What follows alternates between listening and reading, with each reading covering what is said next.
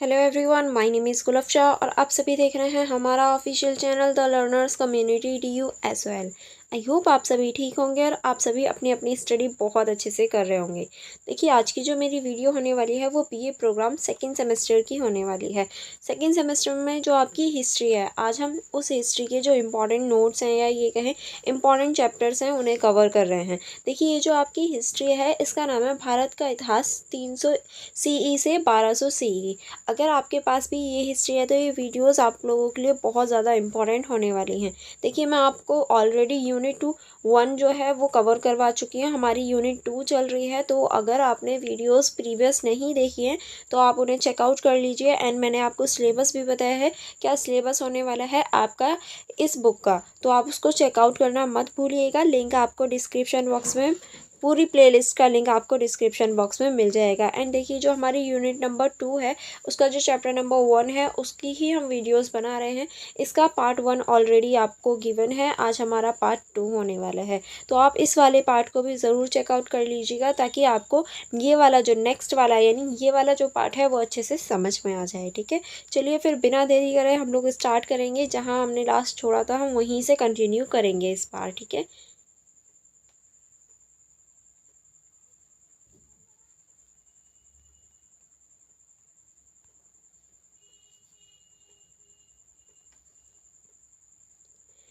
जैसे कि आप सभी देख सकते हैं हमारी यूनिट नंबर 2 जो है उसका नाम है गुप्त और वकाटक, प्रशासन अर्थव्यवस्था समाज और सांस्कृतिक विकास। यानी देखिए, इस चैप्टर में हम गुप्त और वकाटक के बारे में चर्चा कर रहे थे, जिसमें हम यहाँ के प्रशासन, अर्थव्यवस्था, समाज और सांस्कृतिक विकास के ऊपर चर्चा कर रहे थे, जिसमें हमने बहुत सारे पॉइंट्स ऑलरेडी कवर कर लिए थे। अब हम उसी से आगे कंटिन्यू करने वाले हैं। ठीक है,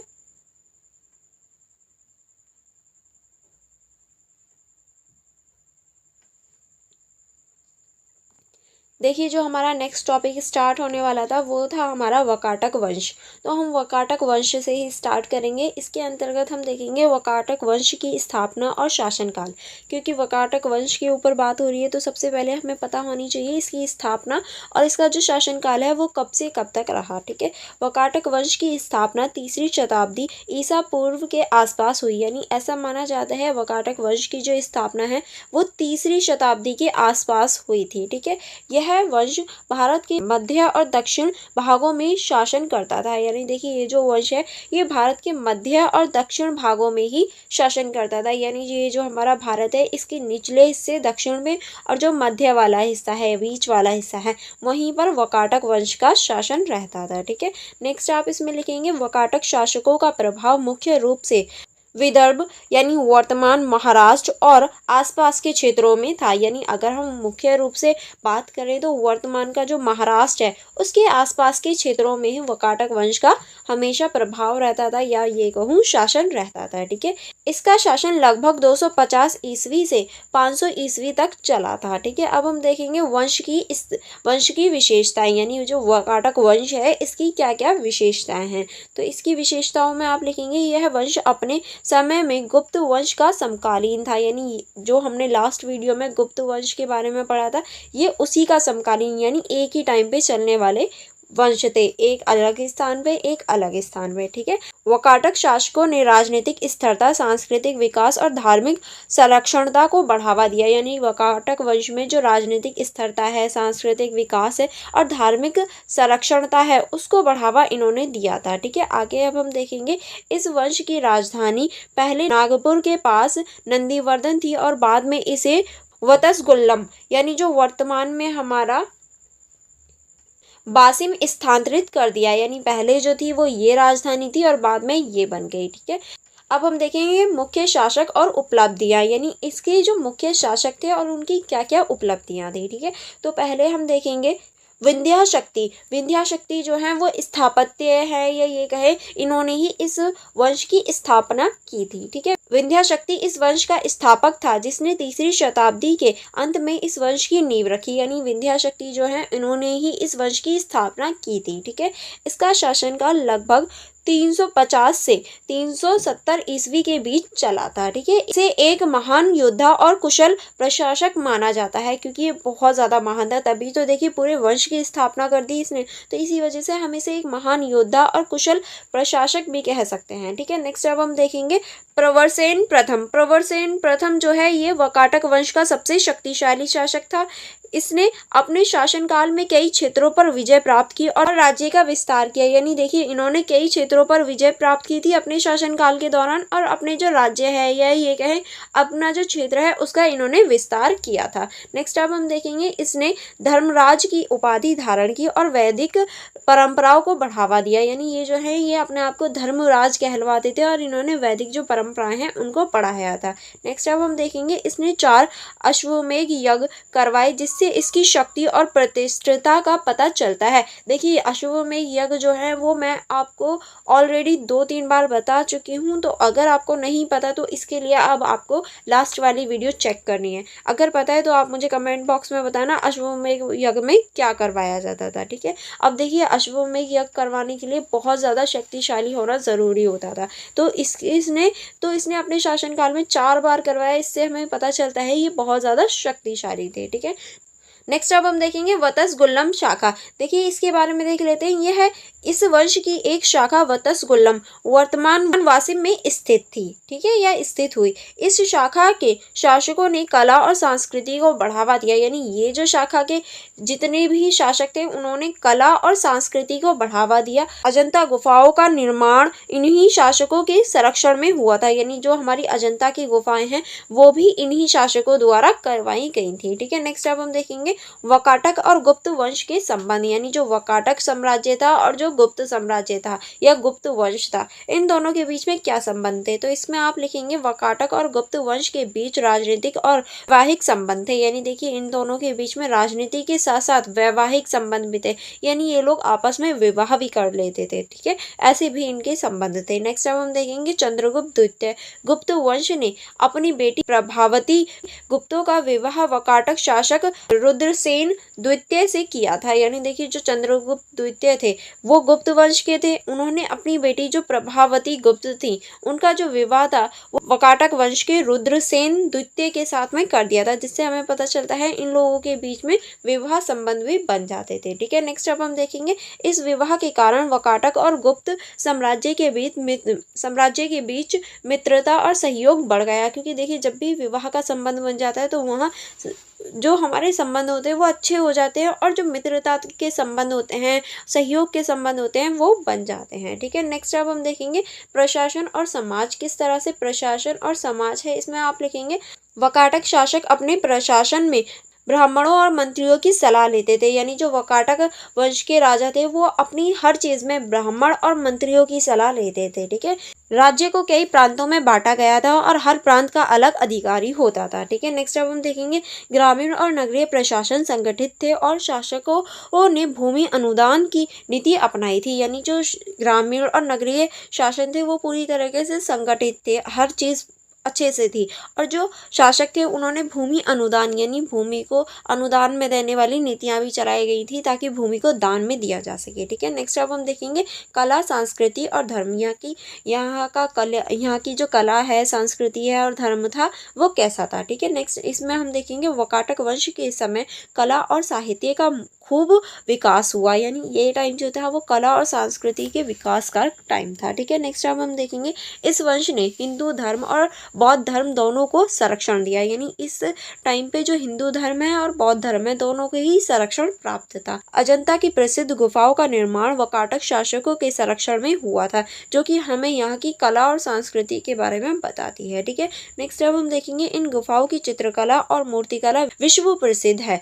यानी देखिए ये जो गुफाएं हैं अजंता की गुफाएं, इनकी जो चित्रकला है और मूर्तिकला है वो सिर्फ हमारे देश में ही प्रसिद्ध नहीं है बल्कि पूरे विश्व में प्रसिद्ध है। ठीक है, नेक्स्ट अब हम देखेंगे सांस्कृतिक साहित्य को भी इस काल में बढ़ावा मिला, यानी जो हमारा सांस्कृतिक साहित्य होता है उसे भी इस काल में काफी बढ़ावा मिला था और काफी आगे पहुंचा था। ठीक है, नेक्स्ट अब हम देखेंगे वंश का पतन। अब देखिए सारी चीजें इतनी अच्छी थी, सारी चीजें इतनी परफेक्ट थी, तो इस वंश का पतन कैसे हो गया। ठीक है, तो इस बारे में हम चर्चा करें तो इसमें आप लिखेंगे 5वीं शताब्दी के अंत में वाकाटक साम्राज्य कमजोर होने लगा, यानी 5वीं शताब्दी के अंत आते आते जो वाकाटक साम्राज्य था वो कमजोर होने लगा, इसीलिए भी इसका अंत हो गया। नेक्स्ट आप इसमें लिखेंगे आंतरिक संघर्ष और बाहरी आक्रमणों के कारण इस वंश का पतन हो गया, क्योंकि अब देखिए आंतरिक जो संघर्ष थे, जो भाई भाई होते हैं वही सत्ता के लिए लड़ रहे थे, भाई चाचा सत्ता के लिए लड़ रहे थे, और जो बाहरी आक्रमण होता है उसकी वजह से भी इस वंश का पतन हो गया। नेक्स्ट आप इसमें लिख सकते हैं बाद में चालुक्य और राष्ट्रकूट वंशों ने इस क्षेत्र पर नियंत्रण कर लिया, और आगे चल के जो चालुक्य है और राष्ट्रकूट वंश है उन्होंने इस क्षेत्र पर नियंत्रण कर लिया, इसी वजह से ये जो वंश है वो पूरी तरीके से खत्म हो गया। ठीक है, अब हम देखेंगे गुप्त प्रशासन, यानी जो गुप्त प्रशासन था वो कैसा था। ठीक है, इसके अंतर्गत आप लिखेंगे गुप्त साम्राज्य का प्रशासनिक ढांचा काफी व्यवस्थित और केंद्रीकृत था, क्योंकि जो ये शासक था गुप्त वंश ये बहुत ज्यादा अच्छी तरीके से चलने वाला और व्यवस्थित और केंद्रीकृत होने वाला था। ठीक है, यह प्रशासनिक व्यवस्था मौर्य साम्राज्य के से काफी अलग थी और इसमें कई नए तत्व शामिल थे, यानी देखिए ये जो प्रशासनिक व्यवस्था थी ये मौर्य साम्राज्य से काफी अलग थी और इसमें कई नए तत्व भी शामिल थे। गुप्त शासकों ने एक ऐसी प्रशासनिक प्रणाली विकसित की जो कि राज्यों के विभिन्न हिस्सों में सुचारू रूप से काम करती थी, यानी देखिए जो गुप्त प्रशासन थे उन्होंने एक ऐसी प्रणाली विकसित की जो कि राज्य के सभी हिस्सों में सुचारू रूप से कार्य करती थी या सुचारू रूप से पहुंच जाती थी। ठीक है, इसके अंतर्गत और आप लिखेंगे यह हम गुप्त प्रशासन के विभिन्न पहलुओं को विस्तार से समझेंगे। अब हम देखेंगे कि किस तरह से जो गुप्त प्रशासन है उसके कौन कौन से पहलू हैं उनको समझने का प्रयास करेंगे।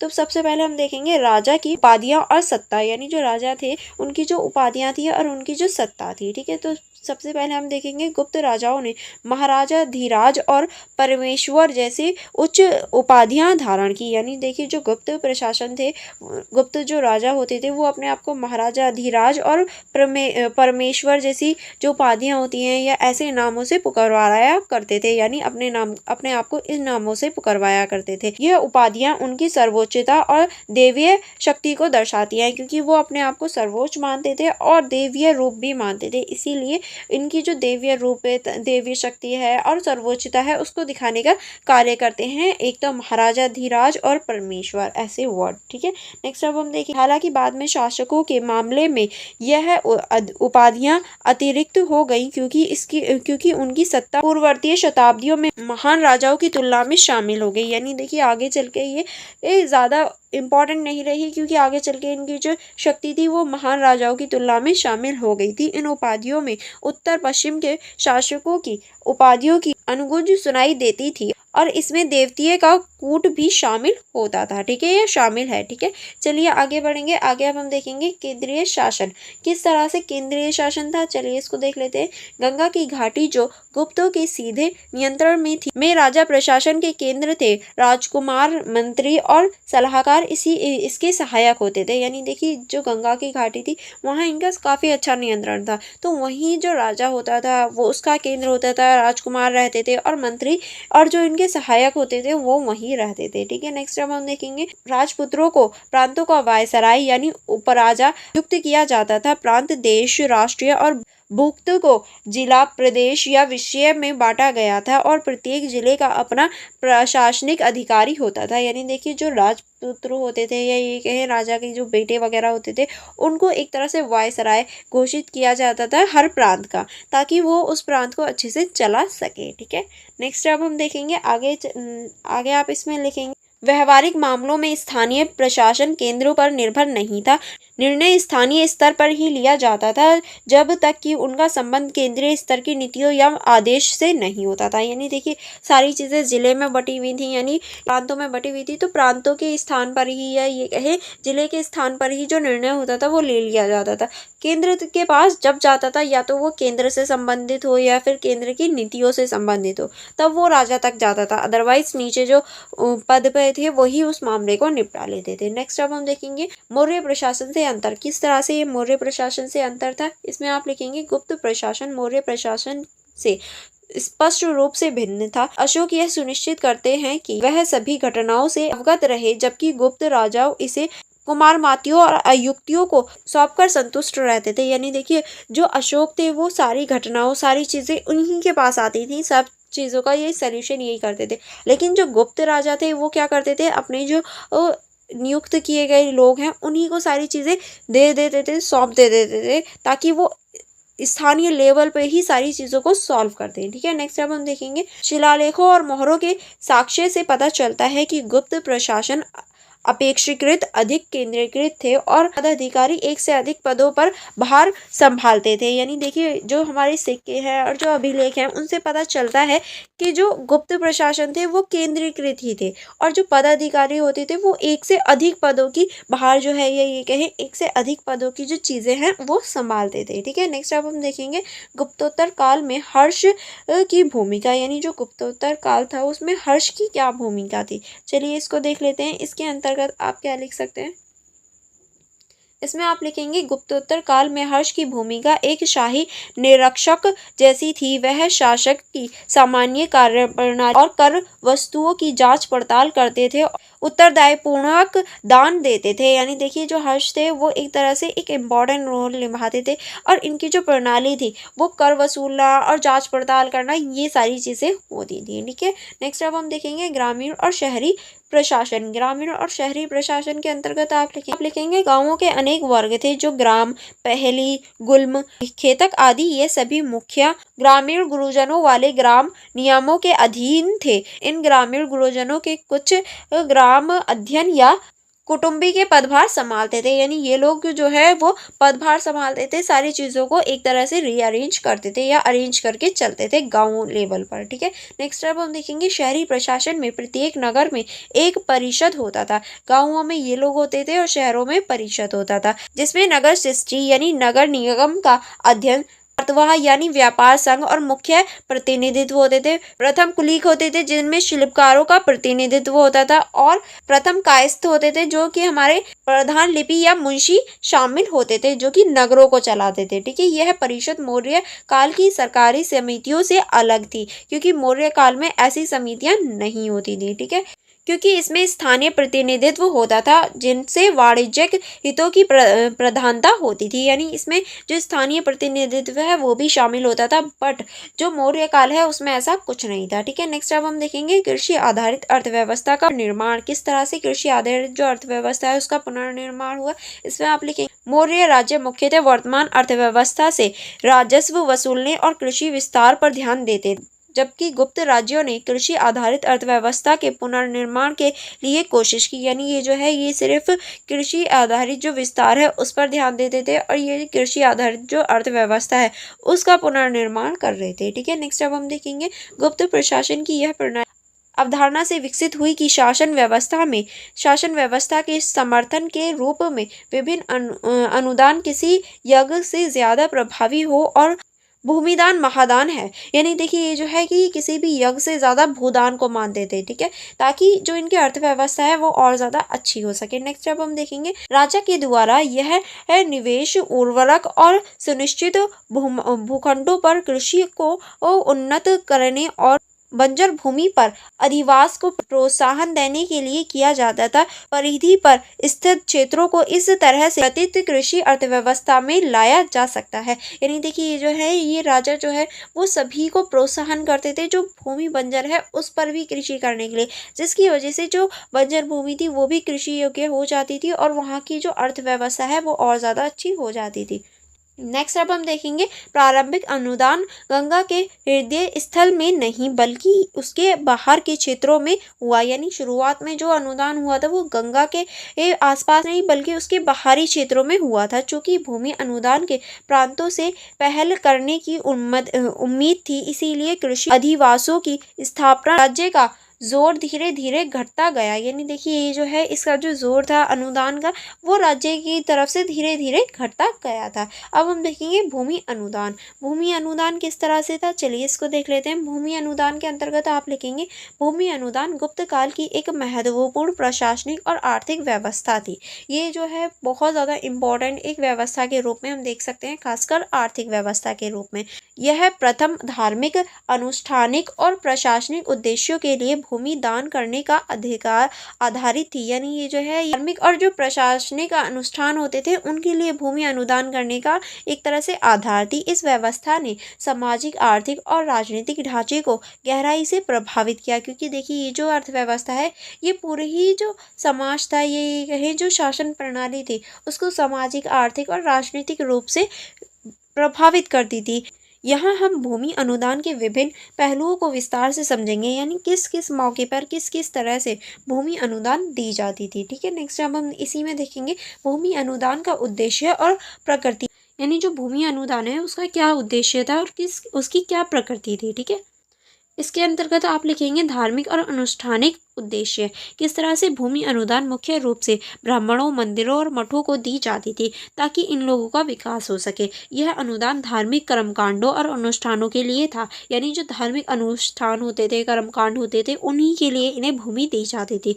ब्राह्मणों को दी गई भूमि अक्सर बंजर या जंगली होती थी, जिससे वह कृषि योग्य बनाकर अन्य लोगों के लिए मार्गदर्शन बन सके। यानी जो ब्राह्मणों को दी जाती थी वो हमेशा या तो बंजर होती थी या फिर जंगली होती थी, यानी जहाँ जंगली पेड़ पौधे उगते हों ऐसी भूमि दी जाती थी, ताकि वो उसका यूज़ करके और अन्य लोगों को प्रेरित करें कि हाँ वो भी उस पर कृषि कर सकते हैं। क्योंकि देखिए ब्राह्मण तो खुद तो करते नहीं थे, वो दूसरों से ही करवाते थे। ठीक है, नेक्स्ट अब हम देखेंगे राजस्व पर प्रभाव। किस तरह भूमि अनुदान से राज्य को सीधे कोई राजस्व प्राप्त नहीं होता था, लेकिन स्थानीय स्तर पर राजस्व की मांग में बदलाव हो जाता, जिससे देहाती इलाकों में संपन्नता के छोटे छोटे केंद्र बन जाते थे, जो कि व्यापक आर्थिक विकास का मार्ग प्रस्तुत कर सकते थे। यानी देखिए ये जो है इससे कोई डायरेक्ट फायदा नहीं होता था सरकार को या फिर राजा को, लेकिन हाँ ये छोटे छोटे मामलों में या छोटे छोटे इलाकों में एक तरह से केंद्र बन जाते थे, जिसकी वजह से वहाँ से जो आर्थिक स्थिति है वो सुधर जाती थी या आर्थिक स्थिति का ये मार्ग प्रस्तुत करने लगते थे। ठीक है, नेक्स्ट अब हम देखेंगे ब्राह्मणों की भूमिका। इसमें ब्राह्मणों की क्या भूमिका थी, ब्राह्मणों को दी गई भूमि अक्सर बंजर या जंगली होती थी। वह इस भूमि को कृषि योग्य बनाकर अन्य लोगों के लिए मार्गदर्शन बन जाते थे। ब्राह्मण कृषि पराशर जैसी कृषि पुस्तकों का अध्ययन करके कृषि कार्य में निपुण हो जाते थे। यानी देखिए जो ब्राह्मण होते थे वो कृषि से रिलेटेड बुक्स पढ़कर, क्योंकि उन्हें पढ़ना लिखना आता था, तो वो कृषि से रिलेटेड बुक्स पढ़कर उसमें भी महारत हासिल कर लेते थे, यानी उन्हें कृषि करनी भी आ जाती थी। नेक्स्ट अब हम देखेंगे कुछ नियमित ग्रंथ ब्राह्मणों को कृषि कार्य से मना करते हैं, लेकिन इनके कृषि कौशल्य में कोई कमी नहीं थी। ब्राह्मणों को उपहार देना कलयुग के अनिष्टकर प्रभाव से बचाव माना जाता था और इसीलिए ज्योतियों का प्रचलन भी बढ़ गया। यानी देखिए ब्राह्मणों जो थे, कुछ वेदों से या फिर कुछ ग्रंथों से ऐसा पता चलता है कि ब्राह्मणों को कृषि करना अलाउ नहीं था, लेकिन हाँ वो कृषि में बहुत ज़्यादा निपुण हो जाते थे, वो अच्छे हो जाते थे। क्यों? क्योंकि देखिए वो जो थे वो पढ़ सकते थे, इसी वजह से वो पढ़ने की वजह से कृषि से रिलेटेड जो चीज़ें होती थी वो भी पढ़ लेते थे, और इसी वजह से कृषि जो थी वो अनुदान, भूमि जो थी वो अनुदान में दी जाती थी। ठीक है, नेक्स्ट अब हम देखेंगे वाणिज्यिक उद्यम और शिल्पी संघ। किस तरह से इसमें आप लिखेंगे वाणिज्यिक उद्यमों में शिल्पी संघों को दान देकर प्रोत्साहित किया जाता था। हालांकि इससे प्राप्त ब्याज धार्मिक संस्थाओं को वो दिया जाता था। यानी देखिए इन्हें भी प्रोत्साहन दिया जाता था भूमि दान देकर, और इनसे जो ब्याज या फिर जो भी कर वसूला जाता था वो धार्मिक स्थानों तक ही दिया जाता था, राजा को नहीं दिया जाता था। ठीक है, वाणिज्यिक उद्यमों को नगर परिषदों में और निवेश तथा लाभ वाले पदों पर रखा जाता था। वाणिज्यिक से प्राप्त होने वाले करों का दायरा बढ़ाया गया, जिससे पदाधिकारियों की श्रृंखला में विस्तार हुआ। यानी देखिए इन्होंने जो वाणिज्यिक पद था उसको भी बढ़ाया, ताकि या फिर ये कहे जो पद क्रम श्रृंखला थी उसमें भी विस्तार किया गया। ठीक है, नेक्स्ट अब हम देखेंगे भूमि अनुदान का विस्तार और प्रभाव। किस तरह से इसमें आप लिखेंगे आरंभ में भूमि अनुदान की संख्या कम थी, यानी भूमि शुरुआत में कम दी जाती थी, लेकिन 8वीं शताब्दी तक इसका व्यापक विस्तार हो गया है, यानी 8वीं शताब्दी आते आते ये बहुत ज़्यादा बढ़ गया। यह अवधारणा धीरे धीरे राजनीतिक अर्थव्यवस्था का रूप लेने लगी, जो गुप्त काल से पहले के ढांचे से स्पष्ट रूप से भिन्न थी। यानी देखिए पहले से पूरी तरह से अलग हो गई। गुप्त काल के जो ढांचा था उससे बिल्कुल विपरीत हम इसको देख सकते थे अब आते आते टाइम पे, यानी अब बढ़ते हुए टाइम में। अब हम देखेंगे भूमि अनुदान ने सामंतवादी व्यवस्था को जन्म दिया। भूमि अनुदान की वजह से ही जो सामंतवादी व्यवस्था है वो उसका जन्म हुआ। जो राजा पड़ोसी राज्यों को जीत लेते थे या फिर पराजित कर देते थे को सहायक या अधीनस्थ शासक बना देते थे, उन्हें ही सामंत, आगे चल के उन्हें ही सामंत कहा गया। ठीक है, नेक्स्ट अब हम देखेंगे इसके अंतर्गत नेक्स्ट आप लिखेंगे सामंतों और राजाओं के बीच संबंध अधिक परिभाषित हो गया। सामंतों की शक्ति बढ़ने पर राजाओं की शक्ति कम होती जाती थी। यानी देखिए अब सामंत और जो राजा थे उनके बीच में एक संबंध बन गया था। अगर सामंतों की शक्ति बढ़ती थी तो राजाओं की जो शक्ति थी वो कम हो जाती थी, लेकिन राजाओं को अपनी प्रतिष्ठिता बनाए रखने के लिए सामंतों की मौन स्वीकृत आवश्यकता होती थी। यानी देखिए जो राजा होते थे उन्हें अपनी प्रतिनिष्ठता और अपनी जो शक्ति है उसको बरकरार रखने के लिए जो सामंत होते थे उनकी भी आवश्यकता होती थी, लेकिन मौन रूप में, ताकि वो कुछ ऐसी चीज़ें ना करें जिससे राजा को नुकसान हो। ठीक है, नेक्स्ट अब हम देखेंगे धार्मिक संस्थाओं को अनुदान। किस तरह से धार्मिक जो संस्थाएं थी उन्हें अनुदान दिया जाता था। मंदिर, मठ और ब्राह्मणों को दिए गए अनुदानों ने धार्मिक पथों को सशक्त बनाया, क्योंकि देखिए ये सारे ही जो धार्मिक पथ थे उन्हें सशक्त बनाने का कार्य करते थे। मंदिरों के रख रखाव के लिए उन्हें गाँव भी दिए जाते थे, जिससे स्थानीय प्रशासन के मंदिर प्रबंधन की भूमिका बढ़ गई। यानी देखिए पूरे गांव भी किसी मंदिर को दे दिए जाते थे, यानी किसी मंदिर के अंडर तो पूरे गांव आ जाते थे, जिससे उनकी जो स्थानीय प्रशासनिकता है वो भी बढ़ गई थी। अब हम देखेंगे भूमि अनुदान विशेष कृपा के प्रतीक थे और इससे प्राप्त करने वाले ब्राह्मणों की सामाजिक हैसियत बढ़ जाती थी। यानी देखिए ये जो है भूमि अनुदान एक तरह से विशेष पद दे देना या फिर विशेष तरह से कुछ दे देना, विशेष कुछ करना, वो होता था, विशेषता का एक तरह से प्रतीक होता था, जो कि ब्राह्मणों की और ज़्यादा हैसियत को बढ़ा देते थे। कर मुक्त भूमि या गांव का ग्रहार अनुदान ब्राह्मणों को दिया जाता, जो कि वेदों और ज्योतियों में निपुण होते थे, उन्हीं ब्राह्मणों को ये कार्य दिया जाता था। ठीक है, नेक्स्ट अब हम देखेंगे भूमि अनुदान के राजनीतिक प्रभाव, यानी जो भूमि अनुदान है उसके क्या क्या राजनीतिक प्रभाव है। इसमें हम देखेंगे भूमि अनुदान ने केंद्रीय सत्ता से दूर रहने वाले लोगों को सशक्त बना दिया। जिन लोगों को भारी भूमि अनुदान मिलते थे उन्होंने शासक राजवंशों को चुनौती देने के लिए पर्याप्त शक्ति और संसाधन इकट्ठा कर लिए। यानी देखिए जिन्हें भूमि ज़्यादा से ज़्यादा अनुदान में मिल गई, उन्होंने क्या किया, अपनी जो शक्ति थी उसको एकत्रित करके जो राजवंश थे उन्हीं को ही एक तरह से उन्हीं को ही एक तरह से चुनौती देना शुरू कर दिया था। ठीक है, नेक्स्ट अब हम देखेंगे यदि वह लोग अपने समकक्षों और जंगली सरदारों को लंबबंद कर लेते थे या किसानों को अपनी ओर से लड़ने के लिए बाध्य कर देते थे, तो वह विद्यमान शक्ति को उलटकर स्वयं को राजा के रूप में स्थापित कर सकते थे। यानी देखिए अगर वो लोग जो समक्ष हैं और जो जंगली सरदार हैं उन्हें, और जो किसान लोग हैं, अगर वो अपनी तरफ से उन्हें लड़ने के लिए बोल देना सामंत लोग, तो राजा को भी पराजित करके वो खुद राजा बन सकते थे। इतनी शक्ति उन लोगों के पास आ गई थी। ठीक है, नेक्स्ट अब हम देखेंगे धार्मिक प्रचार और सामाजिक संघर्ष। किस तरह से धार्मिक प्रचार और सामाजिक संघर्ष हुआ, इसके अंतर्गत आप लिखेंगे भूमि अनुदान धर्म प्रचार की प्रक्रिया का भी हिस्सा थी। अनुदानग्राही ब्राह्मण अपने धर्म के प्रचार का प्रसार करते थे। जब वे जंगली क्षेत्रों या गांवों में बस जाते थे तो स्थानीय लोगों के रिवाजों के साथ उनके विकास और अनुष्ठानों में टकराव करते थे। ठीक है, नेक्स्ट अब हम देखेंगे इस टकराव को सुलझाने के लिए पौराणिक संप्रदाय, वैदिक ब्राह्मणवाद और स्थानीय लोगों के धर्म के बीच मध्यस्थता की जाती थी, ताकि जो वो धर्म है और जो स्थानीय लोगों की चीज़ें हैं उनमें कभी भी टकराव ना हो, इसलिए मध्यस्थता की जाती थी। ब्राह्मणों को लचीले और फैलते पौराणिक संप्रदायों में स्थानीय मिथक और परिमा विज्ञान को समाविष्ट करने की आवश्यकता होती थी। इसी वजह से इनका जो कभी कभी हम टकराव देख सकते थे। ठीक है, अब हम देखेंगे सामाजिक और आर्थिक बदलाव, जो हमारे सामाजिक और आर्थिक बदलाव होते हैं, लेकिन ये हम देखेंगे थर्ड वीडियो में। ओके, क्योंकि ये चैप्टर जो है वो बहुत ज़्यादा लेंदी है, जैसे इस पार्ट को हम यहीं तक रखेंगे एंड आगे का जो है वो हम थर्ड वीडियो में कंटिन्यू करेंगे। Okay, and for more videos, for more connectivity, आप हमारी इंस्टाग्राम आईडी को चेकआउट कर सकते हैं, आप हमारे टेलीग्राम ग्रुप को ज्वाइन कर सकते हैं। एंड अगर आपने अभी तक हमारे यूट्यूब चैनल को सब्सक्राइब नहीं किया है तो आप जल्दी से सब्सक्राइब कर लीजिए, ताकि जो आने वाली स्टडी है वो आप अच्छे से कर पाए। ठीक है,